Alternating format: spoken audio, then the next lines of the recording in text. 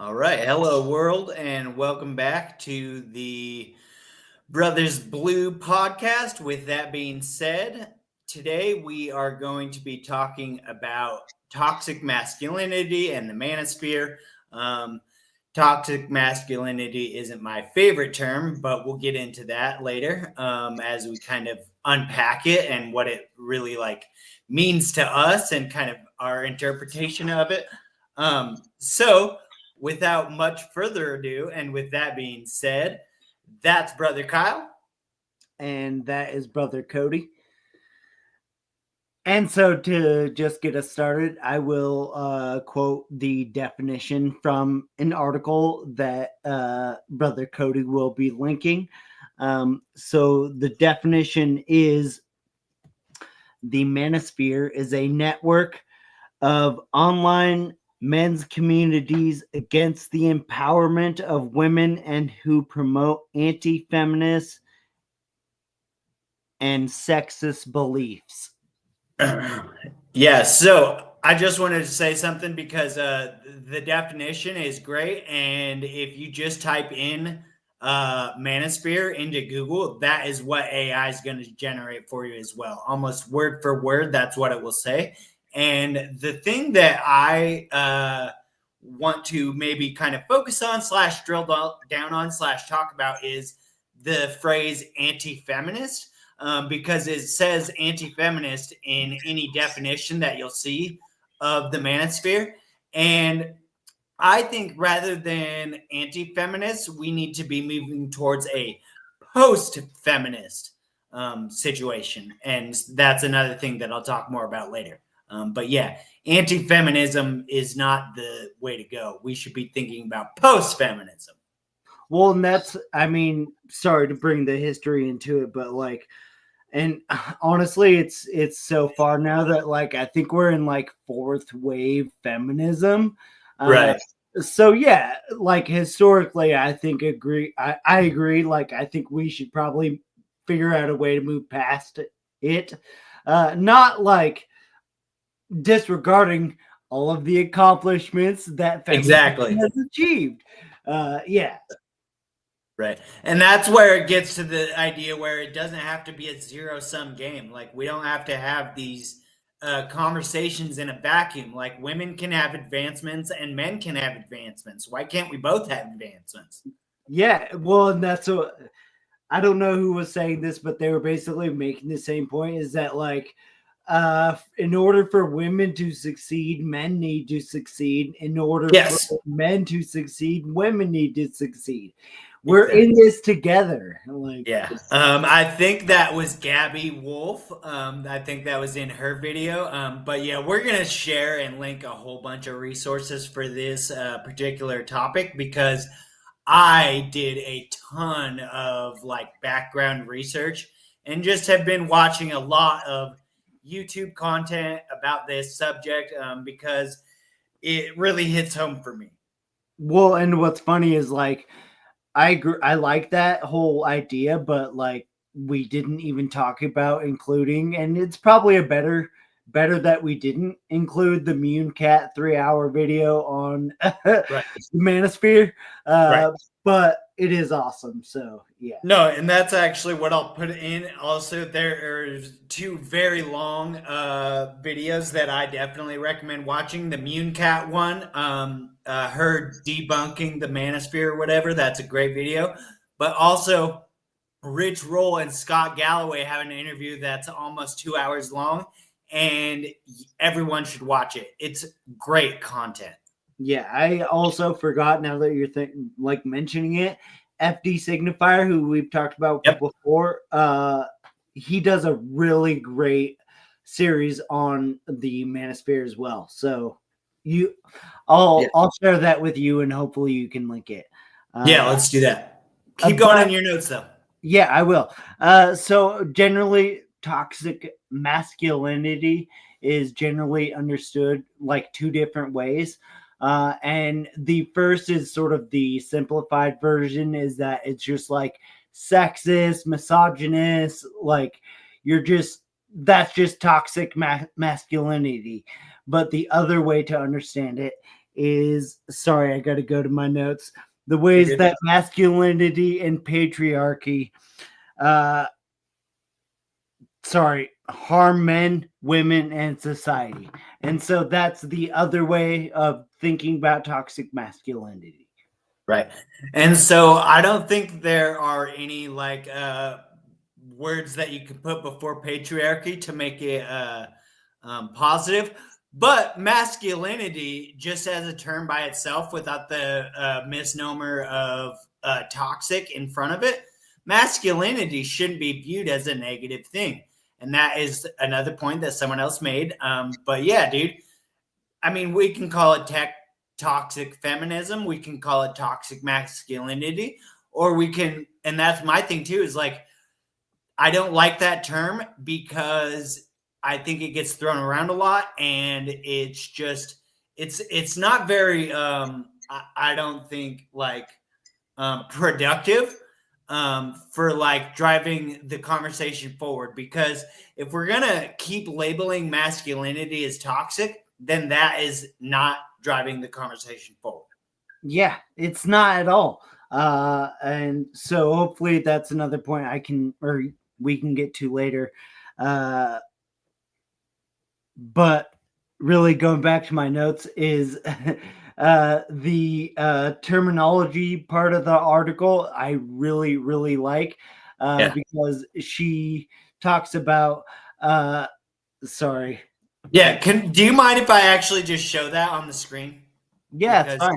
Yeah, it's so this is what Kyle's talking about. I'm going to show you guys. But it's this terminology that the woman uses in her article, and you know, it's probably something that she found or was able to. Sorry, I'm trying to. Here we go. So there are groups of men in the Manosphere, and they go with these little acronyms: MRAs, MGA, MGTOWs, PUAs, and incels. So I forgot what this one is, but this is men like that just don't want anything to do with women, and so like they just are completely checked out. This is pickup artists who, yeah, I've actually read the book, and me and you know about the underground society of pickup artists, and they're actually kind of pathetic at this point. But then also, yeah, incels just a bunch of cool dudes, as you've written. Yeah. I you know, whatever, that those are just the notes that I wrote. But again, like MRAs, that's actually also why I wanted to go back like to the definition of it. Describes it as a network. And Yes. when I think of network, I think of a broad, like nebulous thing. And like incels and MGTOWs probably don't have a lot in common. But and that's the MGD. Yep. Yeah. Sorry, I didn't know it. So it's the MRAs, the men rights activists, the MGTOWs, the men going their own way. Yeah. The pickup artists, which again, like it's I've done a little bit of research into that community. I have too. And then the incels thing, it's all that's just you know, whatever. An angry subsect of men that I don't even know, like, I don't know that I interact with any incels. Maybe Yeah, I probably don't either. All right. So the next point I wanted to get to is a big long quote from that article, but basically she's talking about how the Manosphere is such a network that like it's affecting school aged boys. And I unfortunately have witnessed this where like there are students who refuse to respect female teachers. And that's a huge problem. Absolutely. Yeah. And especially because teachers are like 60% female. like the profession is like 60% female. Yeah. So there are far more women teachers than men teachers. And actually, that's so Richard Reeves is a guy that I will mention probably several times. But he talks about that specifically. Shoot, what were we talking about? Oh, yeah. He thinks that there needs to be more male teachers. And I completely agree with him. And I wish that, like, I kind of wish I was still teaching because I think there needs to be more male teachers. Yeah. Again, I need to finish watching that one because I remember him saying that, and I was like, "Oh yeah," because but it's a solution, which Right. is actually the next point that I wanted to make is, and you're gonna bring this up later, so I won't get too much into it. And the only thing I would say is that, like, yours, I think, fall into the sphere of public intellectuals. Uh, Yes. yeah, and like, so I brought up random people uh, Yeah. as positive male role models. Neil deGrasse Tyson, I think, like, is just amazing, but also like Trevor Noah and Kendrick Lamar. Like, I think we have a lot of good positive role models on the left Yeah. that just need to be sort of platformed more. Yeah. Like the Super Bowl wasn't enough. Yeah, no, but I actually agree with you because that's the thing is they do need to be platformed more because one of the things that we'll share is the red pill video and it's about how Ooh, the business of exploiting it. And like, yeah, dude, the platform for the manosphere and for toxic masculinity is not suffering at all. The Fresh and Fit podcast with Myron Gaines, he's one of the worst people on the planet. But like they have massive viewership and yeah, and actually something I wanted to talk to you about that I just think is absolutely abhorrent and disgusting. Do you know they invite girls onto their podcast and then just proceed to get them shit faced and like make fun of them? yes, I'm aware of this. I'm pretty sure most of the internet is. Right. So, anyways, so that's terrible, abhorrent behavior. And it also Oh, these are reminds the me of like bad faith actors. Yeah, that. the bad faith actors and from your notes. Yeah. All So right. no, I'll just finish mine.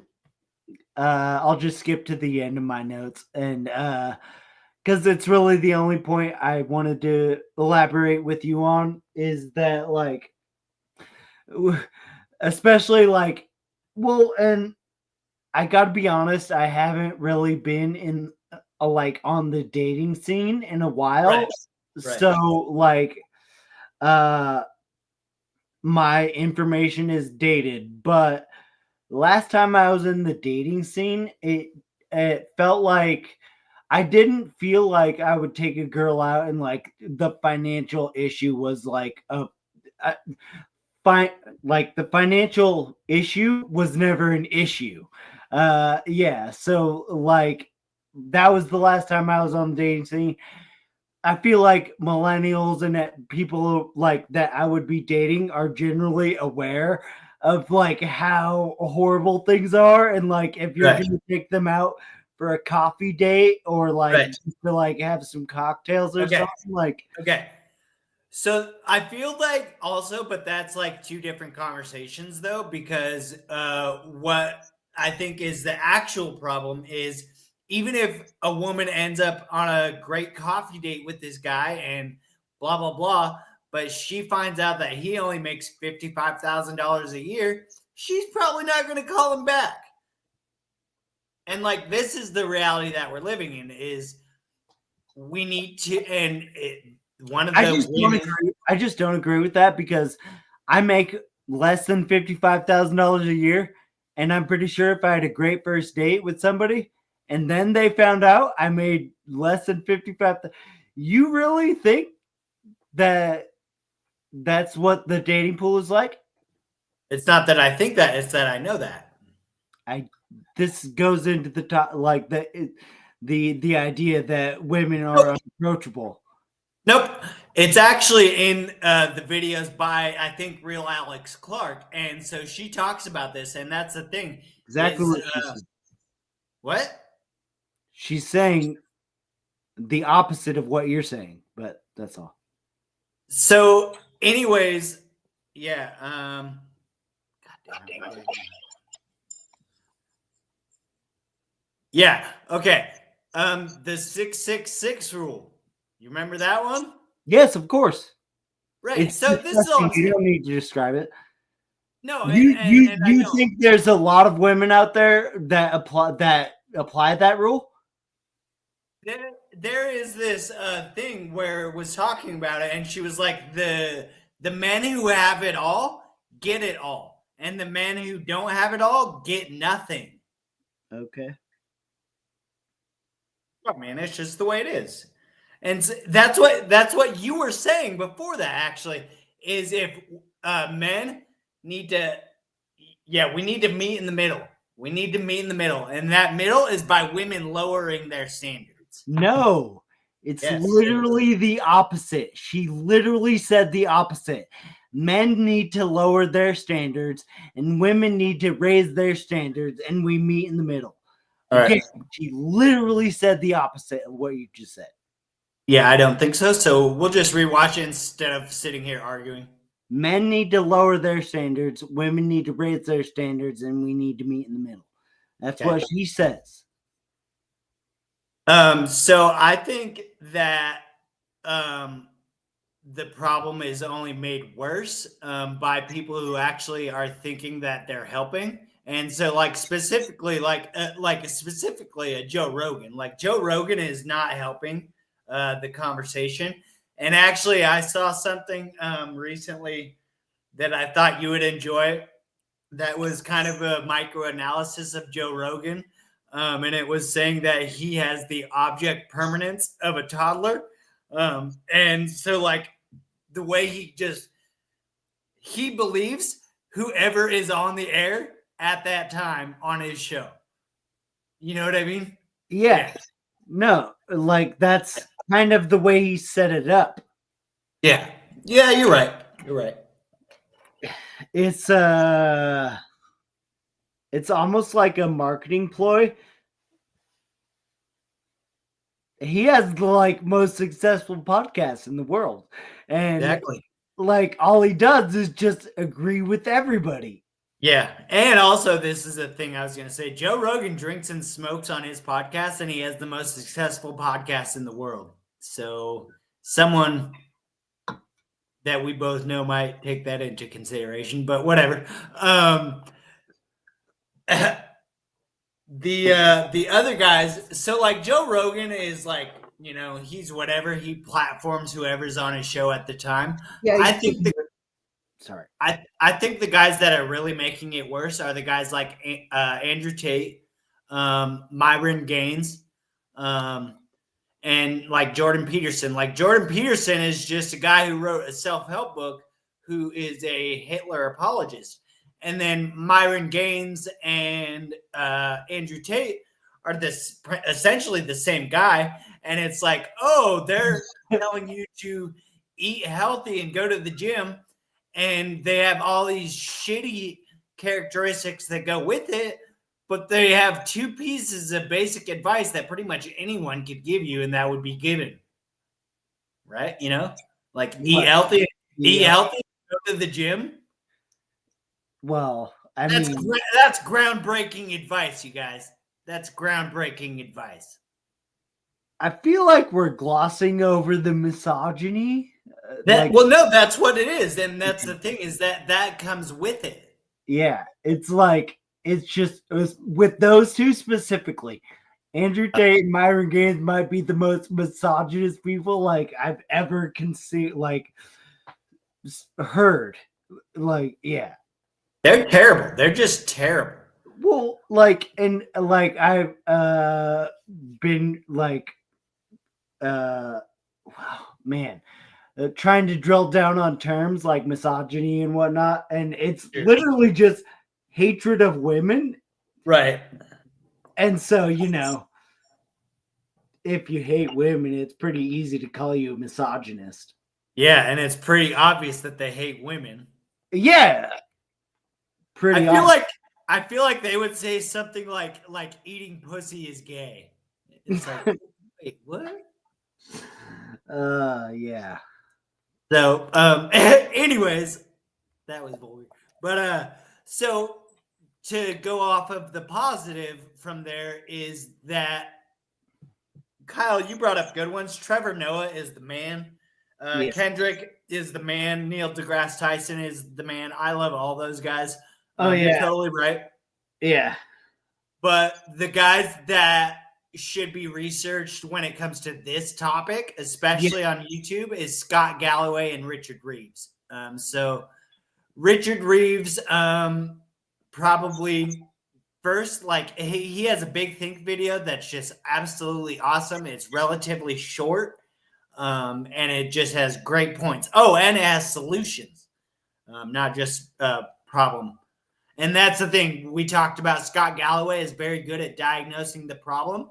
Scott Galloway has an interview with Rich Roll that I will link, and everyone should watch. It is amazing.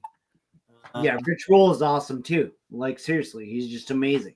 Yeah, and so Rich Roll is in my list for good male role models. And so the one thing that I wanted to kind of drill down on this subject for is being a male role model, because I have a 15-year-old son. I take being a male role model very, very seriously.